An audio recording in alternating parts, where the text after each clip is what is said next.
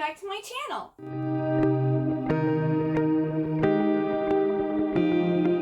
So today I'm going to be going over my February TBR. I'm super excited. There are probably 3 readathons I'm going to be taking place in, but I will talk about those later. First off, the Happily Ever After's book club pick for February and March is Anastasia by Sophie Lark. And this is over 600-page book, so I figured I would have this for 2 months because it's so big. And this is a romance about Anastasia. And this is like a historical fiction fantasy where Anastasia gets her happily ever after. And if you don't want to buy the physical book, if you have Kindle Unlimited, this is available on KU. You can get the Kindle, you can get the paperback, but it has a lot of beautiful illustrations in it. So I decided to pick myself up the paperback copy. But yes, if you'd like to join in reading this with me, I do have a Discord channel, and I will leave a link to that down below where you can talk with me about the book. And then for Mel and Liv's Le Phantasma book club, we are reading Hellbent for February. This is the second book in the, is it Alex Stern trilogy? But this is the book after Ninth House. Everyone's been talking about this. Everyone's been reading it. And this series is basically about Alex Stern, who is selected to attend Yale to keep these like occult societies safe while they perform rituals because she can see ghosts. And there's like a whole bunch of different stuff that goes on and happens. And there's more to these societies than what she was led to believe. And this is continuing that story. So I'm really excited to read this. And then I'm going to continue listening to The Book of Life by Deborah Harkness. This is the 3rd and final book in the All Souls trilogy. The first book is The Discovery of Witches.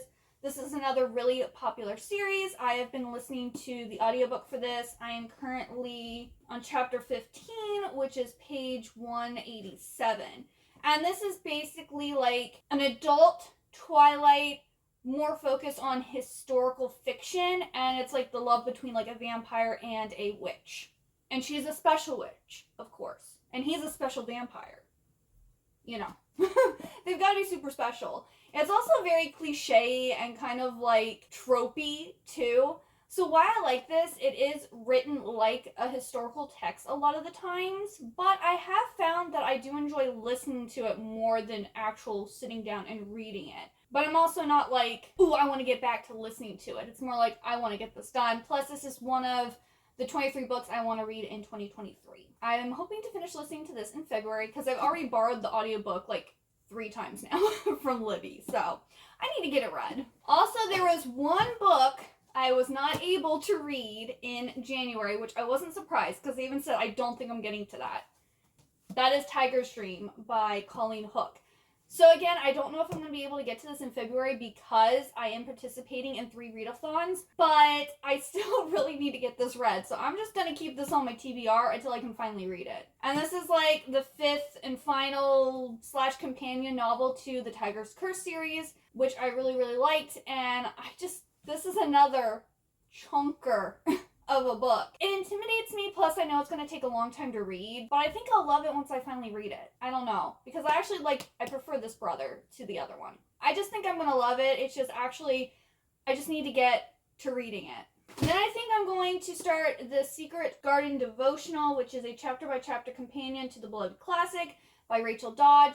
This basically is a little devotional, and you read one part of it each day until the month is over. I think this will probably have to actually go into, because day 30, there's only 28 days in February, so this will actually run over into March. So this will actually be probably my first book I read in March. But yeah, I'm excited to read this. I hope I like it, and if I like this one, I'll get the other ones that she has written. And then also, Chan of Thorns comes out January 31st, so as soon as that comes out on midnight, January 31st, I will be reading it. I have it pre-ordered on my Kindle, and then I'll be going to the store later that day and actually getting the physical book. So I will definitely be reading that. That will be my first read of February because I need it. I need it right now. And that is the third and final book of the Last Hour series by Cassandra Clare. This is another book everyone's been talking about. Lots of people are planning on reading this as soon as it comes out because I think it's been almost 2 years since Chain of Iron came out. So we're like, we need to know what happens. So that is also getting read. It's gonna happen. Then my husband, I read The Inheritance Games in January. It wasn't on my TBR, it was a mood read. And I was telling my husband about it. He goes, oh, that sounds like The Westing Game by Ellen Raskin. So this is kind of like, if you like The Inheritance Games or Ready Player One, this I think is like maybe the original. Like, this is a classic. It's about these 16 people who are gathered together for the reading of the very strange will of the very rich Samuel W. Westing. To their surprise, the will turns out to be a contest, challenging the heirs to find out who among them is Westing's murderer, and the winner may become a millionaire. Forging ahead through blizzards, burglaries, and the attacks of a mad bomber, the race is on. Only 2 people hold all the clues. One of them is a Westing heir, the other one is you. So this is like trying to figure out who murdered this wealthy guy, and the winner like wins all of, I guess, his fortune. And it's really short too. It's only like 216 pages, and like the font is really big. So I could probably sit down and read this in like one sitting. I'm hoping I like this, and if you, yet again, are into those types of books, you might actually want to read this because this may be the original. When did this originally come out? This was originally written or published in 1978. Way before those other 2 books. I'm excited to read this. My husband also apparently really liked this one. He thinks I'll like it too. Then I have The Madman's Daughter by Megan Shepherd. This is the first book in, I guess it's the Madman's Daughter trilogy. The first book is inspired by The Isle of Dr. Moreau, and it follows Juliet, who is the daughter of Dr. Moreau. So I'm really excited to read this. This whole trilogy is based off of Gothic literature, and I've been waiting. I've been waiting to read this, so it's gonna happen. I'm so excited for this one. I've also talked about this a lot, so I don't want to go that much into it. Then there's a whole bunch of like books that Fairy Loot came out with that like were released in boxes, and they're hopefully going to be releasing the sequels for pre-order. And there's a few that I'm not sure if I actually am going to like enough to want to pre-order. So I want to start reading them to see if I like them, you know, to see if I want to spend money on a pre-order for the next books in the series. So I'm going to start off with reading Blood Scion by Deborah Fillet. And this is the first book, I think, in a trilogy. It's about this 15-year-old girl named Sloane who can incinerate an enemy at will. And she, like, joins the army, and she rises through the ranks and gains strength, but in doing so risks something greater, losing herself entirely and becoming the very monster she abhors. This sounds like a girl boss vibe. Like, this is kind of giving me like Iron Widow vibes, and I loved Iron Widow, but at the same time, I don't know if this is really going to be my cup of tea. Plus, I mean, the book's pretty, but I don't love this book, so I don't know if I want to spend the money on the pre-order or not. That's why I'm going to read it, see how much I like it or not like it, and make my decision. Which hopefully Fairy Loot will be announcing the sequels here soon. Then I read Dorothy Must Die and The Wicked Will Rise already. So the third book of the Dorothy Must Die series is Yellow Brick War, and this is by Danielle Page. And I will say the first book I really liked and gave 4 stars. The second book I only gave 3 stars. And I'm not really sure how I'm going to feel about the third book. There was also something that happened in the second book where I almost stopped reading it because it greatly disturbed me. If you don't like pets being murdered, I wouldn't read this series. I didn't really like that at all, but I'll go into more in my January wrap-up. But I am continuing the series. I did finish the book even though it wasn't as good as the first book. But this is a really short book. It's less than 300 pages. This series is about Amy Gum, who is another girl from Kansas who is brought to Oz by a tornado, and she is kind of given this mission to kill Dorothy because Dorothy has become evil and she's sucking all the magic out of Oz, and she's kind of a tyrant and a horrible person. And this is a dark, violent series, so if you like, you know, happy, friendly Oz, you probably won't like this series. But I am enjoying it, so I'm going to continue it and hopefully finish it here soon. And then I have Court of the Vampire Queen by Katie Robert. This one I picked up, I think, this past fall. A few people have talked about it. I haven't actually read anything of hers. I have Neon Gods and Electric Idol on my Kindle, but I haven't read them yet. But, like, this is, I think, a reverse harem vampire story. Love vampires. I actually do like reverse harems. But I've only I don't think I've read, like, a romance novel with a reverse harem. It's always been, like, manga, where there's one girl and, like, all these guys are in love with her. So I don't know how that's gonna play out when it's actually more, I guess, physical, adult form versus, you know, like, high school kids and they all like the same girl, like, or on High School Host Club is one where there's one girl and tons of guys in love with her. Fruits Basket, another one, single girl, tons of guys in love with her. But nothing really happens. There's, like, cute little scenes and, like, you know that she has all these guys interested in her, but, like, this is a romance novel, so I'm not really sure how that's gonna play out. I don't know if I'm gonna be into it when it comes to, like, adult romance, but I'm gonna give it a try. And also, it's February, it's, like, the month of love, so I figured I needed to get, like, a romance novel in here. Oh, I have some more, but they're for, the Readathon. But yeah, so I'm looking forward to reading this, and I'll see what I think of it. Now to talk about the 3 Readathons. I'm just gonna talk about what they are, the dates, and, like, how they're being run, and I will link down in this description box who the hosts are and all that other information, because that's a lot to, like, tell you all.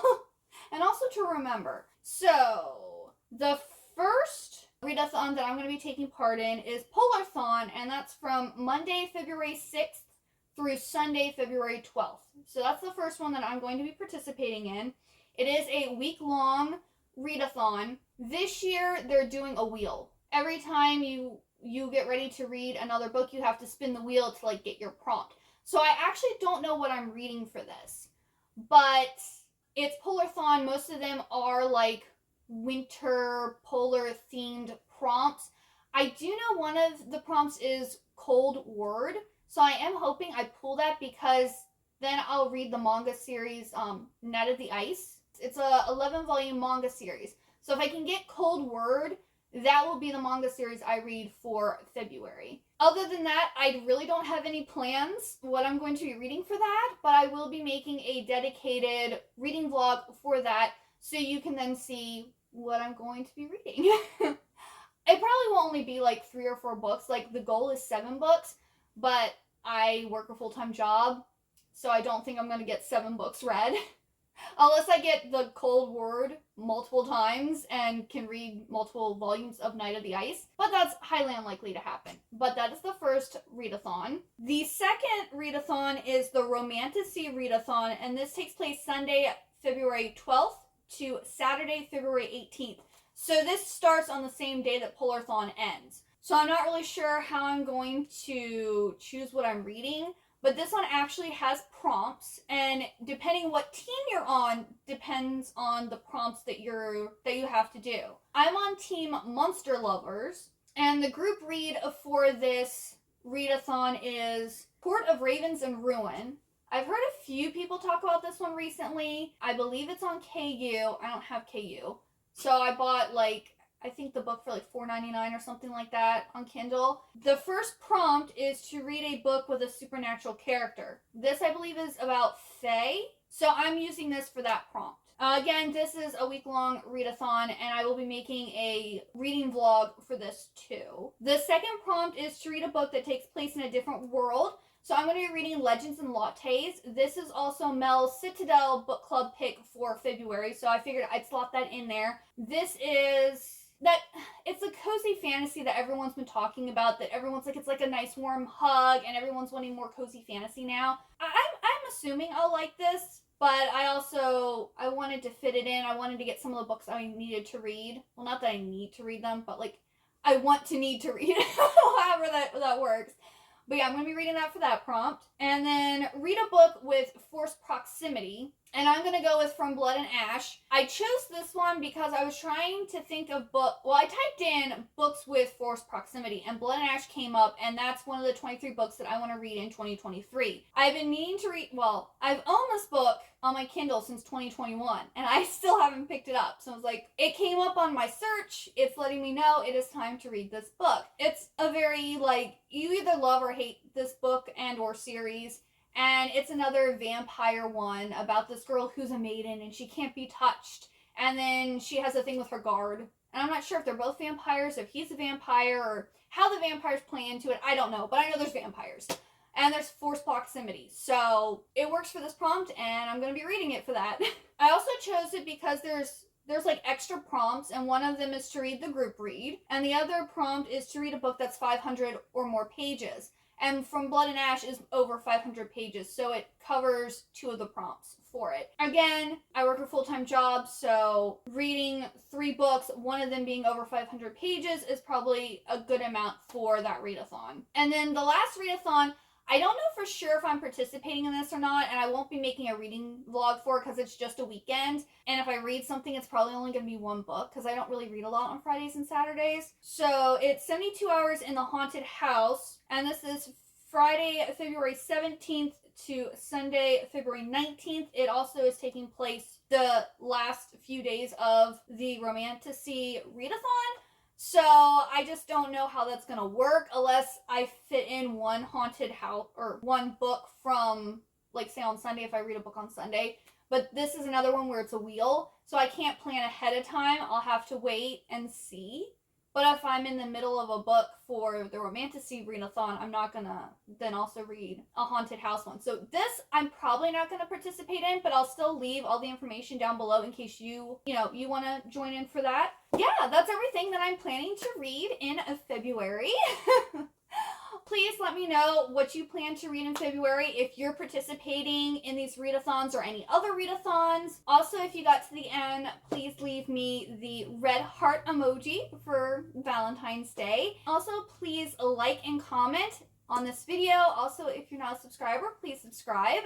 I'd really like to have you here. Thank you so much for watching. I hope you have a wonderful good day or night, and I hope to see you next time. Bye-bye!